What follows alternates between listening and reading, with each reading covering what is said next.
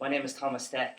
I might get a bit emotional because I'm really passionate about what I'm doing, but I'm a dairy farmer in conversion to organic. My story is that about 2 years ago, or maybe a year and 2 months ago, I was at the with my end, stressed out of my head, not happy in life. Everything was kind of going against the grain. First sign of madness, I think of madness is, doing the same thing for 4 years and getting the same result. And I remember sitting down and one night in late September, and we were after moving in. I moved out of my home house because that was my mum's house, and we were renting this place. And I sat down and said, "What are you at, Tom? You're stressed out of your head. I have 2 kids." And I said, "Tom, with the stress and the pressure, production, increase my farm, trying to put money back in, peanuts for what I was getting." And I said, "Right, this has to change." And I said, "Right, the first thing I'm going to do is," I looked at homeopathy. Started at that, rang this guy out of the blue in Cork. Didn't know him from Adam. I said, "Hello, my name's Thomas Stack. I want to dry off my clothes without antibiotics." And he said, "Yes." And his name was Pat Ahern. He said, maybe there was a course coming up in November or December, 3-day course, and he said you could start there. Really interested, looked into it. He said, "Ring Sean McGlone." I rang Sean, and he just says to me, he says, "Tom, before you go anywhere, you have to go to the Soil Biological Conference in Tullamore." And I said, "Grand, okay." And he could hear from me like that, I was at my wit's end, following what I was told to. But my dad died about 3 years ago, and he always said to me, he said, "Tom, what's it all for? Like, you feed your family, not the world." I didn't listen to him. He loved plants, he loved animals, he loved nature. At the end, I started to. But anyway, I remember leaving that morning. I said, Sean said, "Go." He said, "Tom, it'll change your life." And I said, "My God, it did." And I left for Tullamore, and Nikki goes to me, going out the door. She's a physio, and she works in the front line of St. Joseph in Charleville, and she works with little kids with stuff that we're creating. Oh, well, I can't really say that, but Down syndrome, autism. She works with it every day of the week. So she goes, "Tom, you might learn something." And she says, "Take it easy, don't stress out, give me a ring." And so I went anyway and booked in. And I remember after 4 hours, I was like, Soil. I was absolutely blown away. Really, really, angry, living a lie. I did my green cert in 1997 in Sleesh and Palace Kinry. I did it in 97. I knew it just didn't suit me farming. I went home, worked for a bit. Then I said, "I can't do this. It's not setting with me." And I went away and did my trade in carpentry. So after 4 hours, I was listening to these amazing people from all over the world. I had to get out of the room, and I had to get some fresh air. But I didn't. I bought a box of fags and I smoked 3 fags. And it brought me down, and I said, "This is your time, Tom. This is a calling." I was 40. This is a calling. And I said, right, went back in, and I learned so much. Amazing people. And how I am here is Sean and John McHugh from Portlaoise. He did a presentation, and it just blew me away. Just the way I thought of what way a farm should be and how you treat it, the soil. And he gave me a book about Newman Turner. He was an organic farmer in the 30s and 40s, and he said, "Read that, Tom." I did, but anyway, we'll get back to that. And then Dan Kettridge was there, and he was on about this. He said, "First day you can start off to improve your soil is seawater." Seawater. Great. And he said, "There's another thing called Kree natural farming." And he said, "That's a whole different ball game." And it went ding. So I left, I went home, and I stopped halfway down the road, and this is a fact. And I was really, really head up because I looked around and I said, we're killing our country. Where there's trees, we're ripping them out. And I sat there and I looked around and I said, right, this is it, this is my call. Yeah, I went home to my wife, Vicky. She looked at me, she says, "Sit down." Sit down. She says, yeah, and basically, we were getting married last December. "This is what I'm doing, Nikki, are you coming?" So I did my homeopathy course for 3 days, and she's "Grand, Tom, do that." Usually I dry off my cows for, 1,200-1,300 euros. I dried off my cows for €3.80. And I goes, right, and I'm down for Thomas. And basically when I did that, I dried off my cows, and it was a case of, right, I was doubting the remedies. And the story goes is that I gave him the wrong potency, we won't get into it, but I gave them the wrong potency, and I went to the course that day. I dried them off on the Monday evening, and drying them off is that you put these remedies into their water for 3 days or maybe longer, which I've learned now, and I gave them the wrong potency. So besides cutting down their milk, there was milk everywhere Tuesday morning. So here I am, starting this homeopathy course, walking everything off a cliff, going, yeah, that's going to be good, so I can't wait to meet these lecturers. So I got there, and they all started laughing at me, and I said, what the fuck are you laughing at? I comes at home, there's milk everywhere, and they go, what potencies you use? I use 200, and they started laughing. I said, you should use 6. So this is it, but anyway, that was that. Yeah, learn the hard way, and like everything I do, I don't think I just walk straight off the cliff, because I've learned in farming is that I go with my gut now, not my head. I started to think about my soil, because how am I going to get my grass to grow on? I've all this information, and I was looking at it, so okay, we'll start with seawater. And went there. This was between around the end of November, so I went to Ballybunion with 2 IPC tanks empty. I bought a Honda 2-stroker, was a pump I bought about 7 years ago. I said, I'll need that someday. So I went to Ballybunion and pumped in the water, right? And someone was coming up the strand, and he was going, what the fuck is this for the So I was putting it into the IPC tank, and I was driving out the road, and I was between Ballybunion and Listowel, and next thing I see the guards behind me. I said, right. So basically, anyway, I got in, and he pulled me in, and he just walks up. I said, I'm in trouble here, because I had no lights in the back of the trailer. And he goes, he was on the window, my belt on, like my dog, Kilo's in the side, and he goes, well, tell me, what the fuck are you doing? And I said, how do you mean? He said, we heard that you're taking water from... And I was thinking, and he says, I'm in conversion. Well, I'm thinking of going organic, and I want to just test this out as seawater. And he said, do you know what? He said, fair juice, and he shook my hand. And that was my omen. I said, right, I want to keep going. So basically, Dan Ketcher said to me, he said, you get a lye, a lye is caustic soda, which I found out. And I just make concentrated seawater.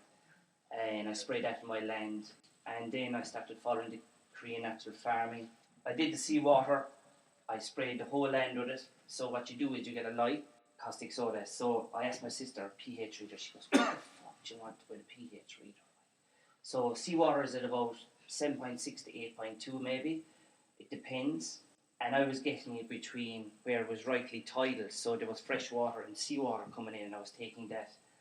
And I learned that it changes, so you bring the pH up to 10.4, and this is the best thing about all this stuff is that you leave it, the F alone for 36 hours. You put it in the water, you stir it, and you leave it for 36 hours, you come back and you're rocket fuel.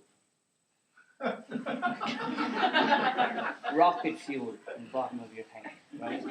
And basically what it is all is your trace elements and your minerals and your nutrients. And I don't know, because I can't. The love is in the bottom of the tip. And I used to take that and about 2.5 gallons for about 220 litre bar. I said, how am I going to spray it then? I said, right, I had to clean out my sprayer, because I knew it was all the, I won't say, in it. And I spent about a week washing that, because I didn't really know how to do it properly. And then I started spraying seawater. But before that I got married. And the connection is John McHugh. He said, read the book, he said, Newman Turner, and this is my book. And I was reading it all, and about, chemicals, and, what happened, depleting of soil, and blah, blah. And this was in my my honeymoon I read the book, and that was my first book, and I was 40, because I was dyslexic, and that book blew me away. So then I started to learn about soil, and then I went back to Dan Ketcher, and I said, he said, Kree natural farm, it's a different ballgame. So then I came home from my, I have a great wife, my honeymoon, and I did actually 10 nights solid watching Chris Trump on YouTube. He does this cycle course, and there's another guy called Drake on KNF. I don't know why she's still with me, but she is. And that was like, come in after my cows, do this. And I said, right. So I have my seawater. I had to make all this up on my own. So, okay, seawater. So I know how to make calcium.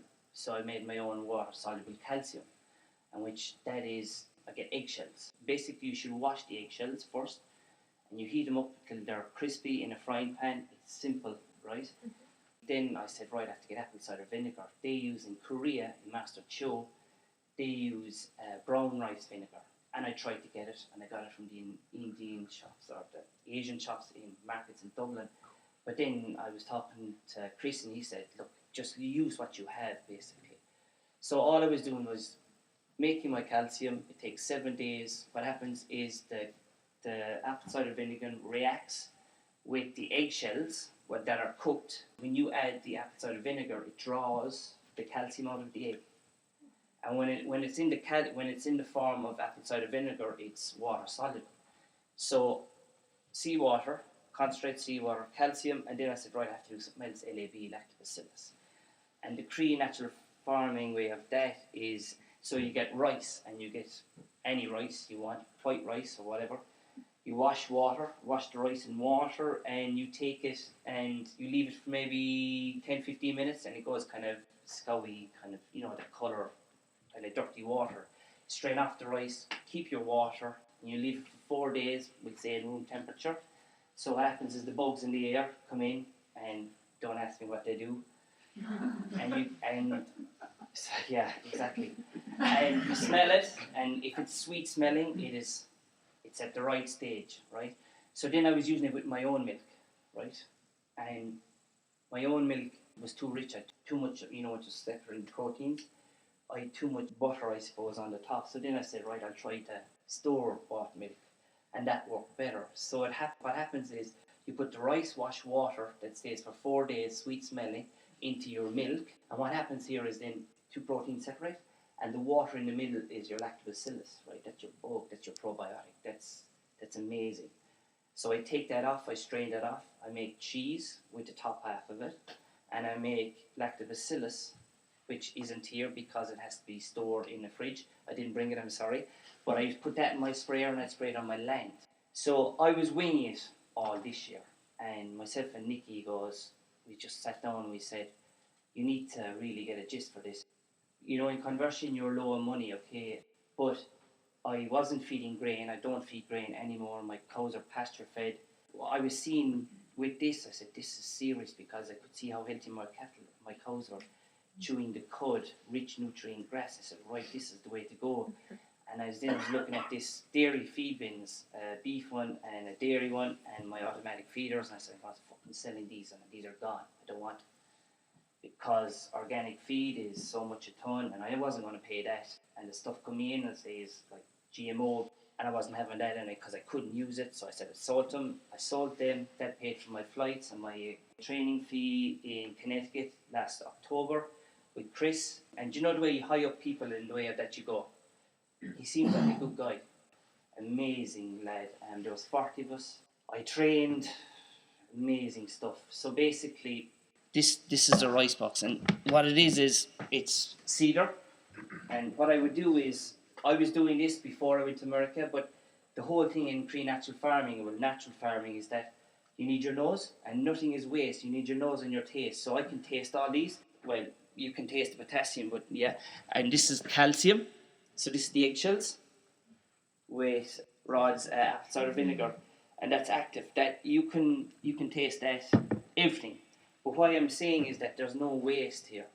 My rice is half cooked, and I used to never get my rice perfect, because the rice for your microbes, the starch, half cooked. And how I learnt is that I could taste what he cooked that day in Connecticut, in Cheltenham's farm.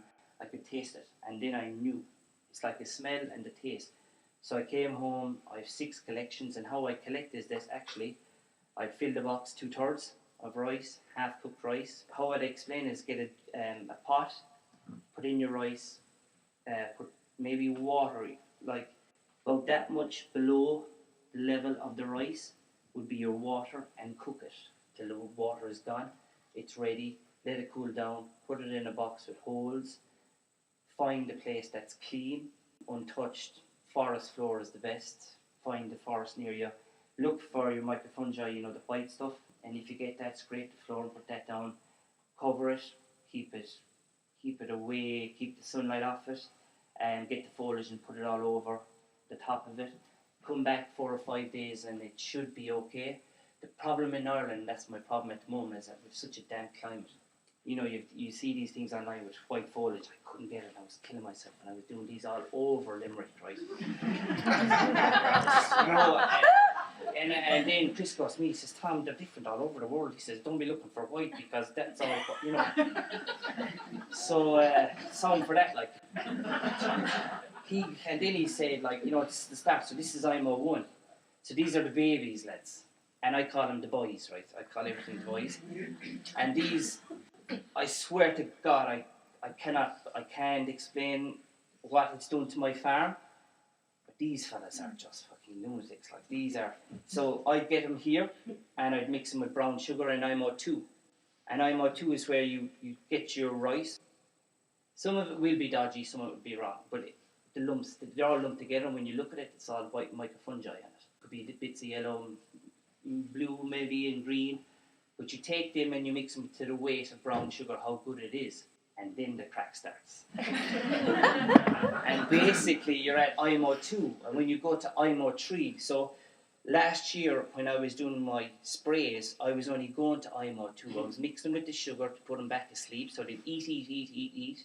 And they were still babies. But at the moment I'm doing IMO 3 and IMO 4 at home. Alright, so you get them babies, you bring them up to absolutely architects, plumbers, fitters, joiners, that's what I get. And that's how you kind of explain to people that don't understand this. But that's where I am.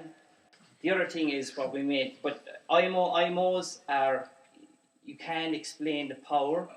You could do so many things. When you get them to IMO 3, right, you could do a liquid IMO, you can brew it up like a compost brew.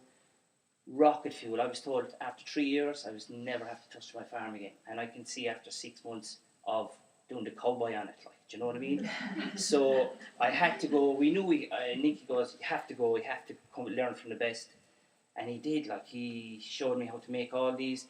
You know, these, we call them weeds. They're not weeds. They're amazing things. Like, what they are is you've the chemical layer of the ground. What I've learned is that, and you've all these nettles, and you've your docks, and you go, oh, spray them to date, like, kill them.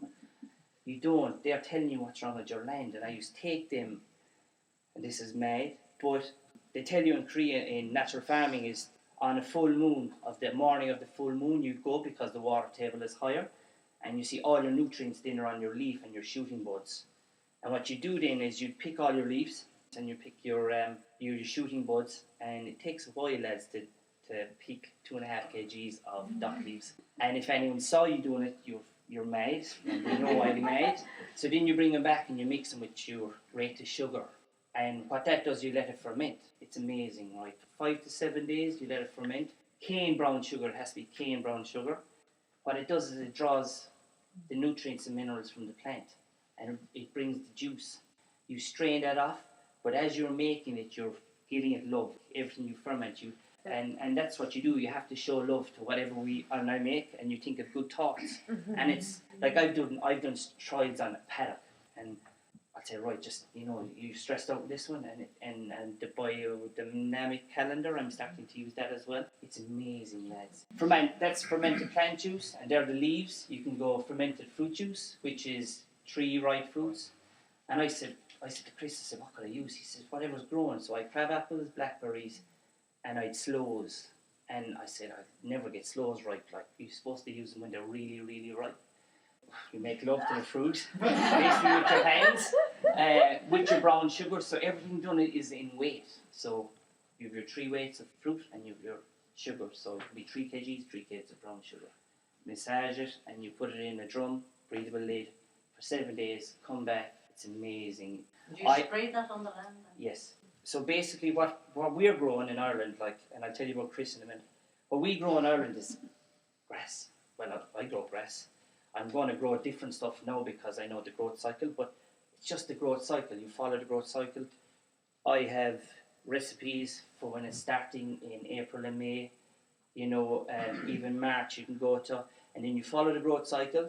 And basically when you use FFJ, it's fruiting. How they explain it in Korea is it's like a mother and child, how it grows inside. What does she need? Like, so calcium is needed for the growth of bones, so you start that at the start of the cycle. So the calcium, your calcium phosphate is for the bones, the structure of your grass. Your OHN is your bulletproof. And when I started to use that in April of this year, I could see a total reaction in my grass. I could see my cows getting fuller. Like they'd go in and like before what happened was the old system. They'd go in and they'd eat, walk, and never happy. And then they're roaring at the wire to get up for the heroin above in the milking parlour, like. And I was like, and it's so wrong. This is my opinion now. But you should see my cows July, August and September, right? They go out, no feed in the parlour now. They're all at the back of the parlour, right? They're all chewing the cud. They walk up as happy as Larry, as they should. No stress, because stress causes disease, as we know in humans. Walk up, milk, flow, out, down. They'd eat for 25 to 30 minutes, and I've witnessed on that. They'd all sit down, chew the cud in a group like this. Whoa. And that is, and you want hair standing in the back of your neck? Watch that. Whenever it happens, it will be a revolution, because this is amazing, right? Chris Trump, let me tell you about Chris. So he's in Myanmar at the moment. He was there a year ago, and he was called. He said that there was 2 villages, and it was like starvation, and they couldn't survive, and they needed someone to come and show them how to probably grow their own crops and make their soil more fertile. But their soil is fertile, but they don't know how to process. And he went out there and he trained 2 guys, and he just showed them how to grow vegetables, really. And now he's over there this year, and he sent me back photographs of all their coffee plantation that he's got, that they had started, but with the nutrient cycle, they have actually coffee beans. And he was showing me their vegetables, and now they're selling their vegetables to other towns. And that's the whole system, because it's for the people that are stressed out of their heads, that can work in the system, or you may be a bad farmer. It's different. But Chris Trump, he same situation as that. Master Cho is the master, and he lives in South Korea. And in the 50s, he had enough, because he could see his profits going down and his expenses going up, and he said, right, this has to change. So he went to Japan, and he went to learn this form of farming, and that's basically it. He came home, he was nearly exiled in Korea because what he was bringing, because the chemical companies want to get in there. And Chris was in the exact same thing in Hawaii, in the Big Island. And he was telling me like that they had 750 acres of macadamia nuts. And his chemical bill, very, very, it was over $1 million. And his expenses were going. He said, Tom, we couldn't survive. So there was 3 brothers and his father, and he was getting married. And the government of Hawaii got maybe a group of farmers that were there, 14 or 15 of them. They sent him to Kree, because they heard about this Kree natural farming, and that's what he did. He went out, trained with Master Cho. He hasn't English, crazy funny, because the concepts are different. So now at this moment they have 800 acres. He goes back every now and then to make his inputs with his brothers. 800 acres of bio-organic, his organic macadamia nut farm, and they are going up and up, and he is doing better than the conventional every year, getting better and better and better. What else have I to say? There's another, when you're a farmer, a dairy farmer, and you're going, nitrogen.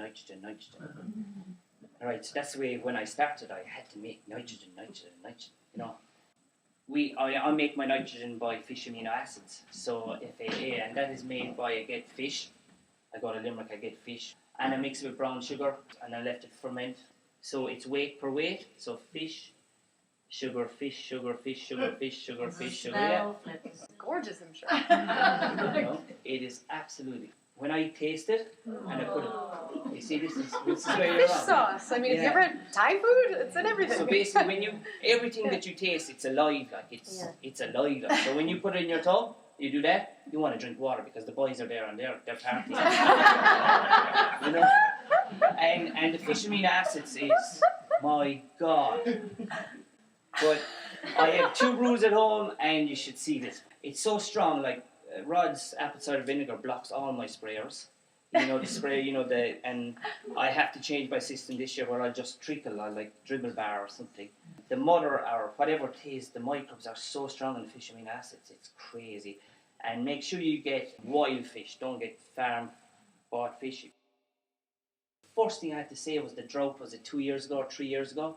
That really woke me up because I was spreading at night time and I was doing water for the rest of the night for 8 nights. I'll never forget it. There's one thing you cannot beat, and that's Mother Nature.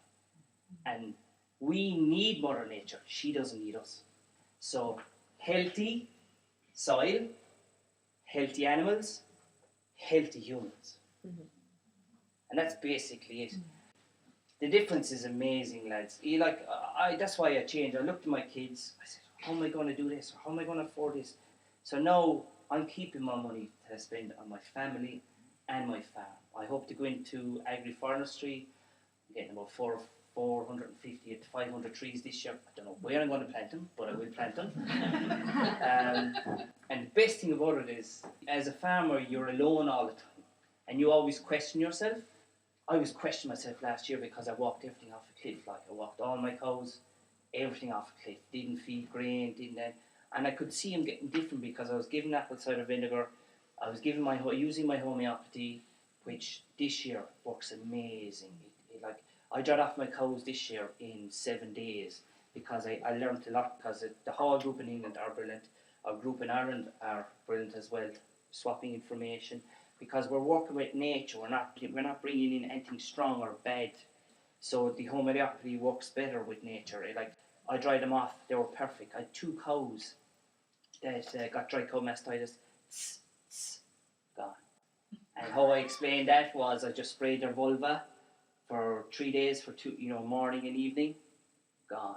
And people go, oh, that's only one farm. That's only one farm. Stop. Come and live in a farm. The first time, I was doubtful Thomas, you see, a year ago, because I did it with the 200C to 6C, and I went out, and I said, you have these moments, and one was drinking organic milk, and I wouldn't even drink my own milk, and I said, Tom, what the fuck are you doing? And the second one was when I was spraying.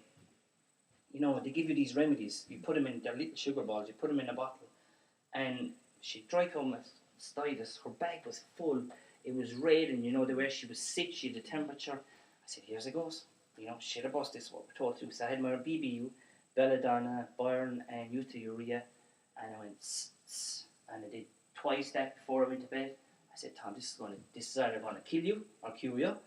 And I went out that morning, there were 6 of them, right? And I did the 6 of them, and the temperature was gone, chewing the cud, swollen, the whole lot had gone, and I was like, right, this is something to think about. That's basically my story.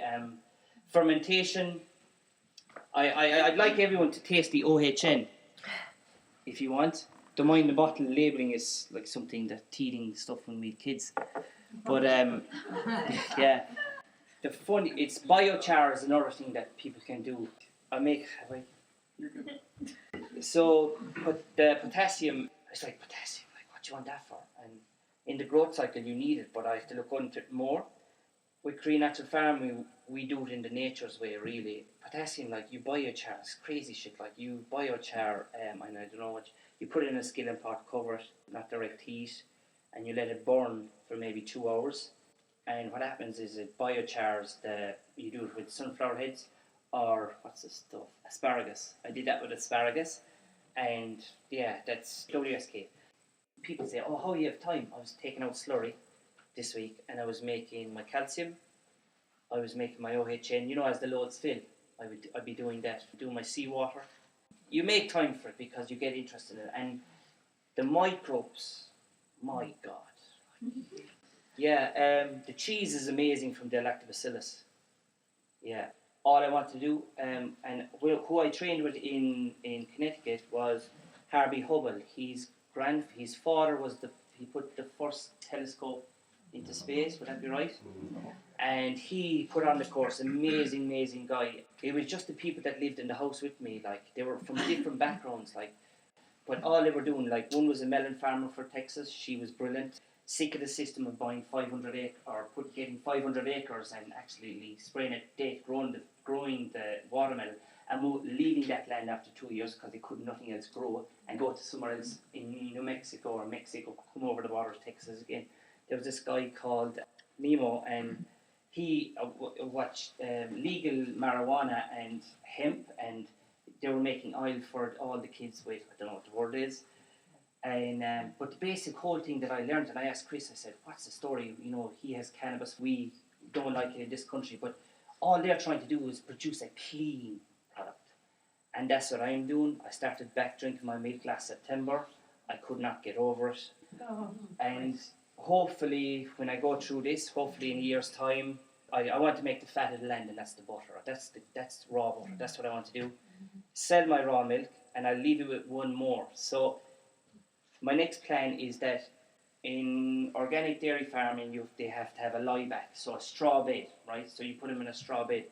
But in Kree natural farming, there's another thing, it's called no smell. So they do with chickens and pigs. So basically, you go to IMO trees, so you bring in a forest floor actually into where they're living. And the bugs, so they did it in Korea because they've all small little backyards, and everyone wanted chickens and pigs. So basically, there's no smell. There is no smell when there's a living floor there. The bugs eat the poop, the pigs are happy, the chickens are happy. So I want to do it in dairy. So I'm hopefully building, I have to, because I got no Christmas present. She goes, you know what your Christmas present is your shed next year.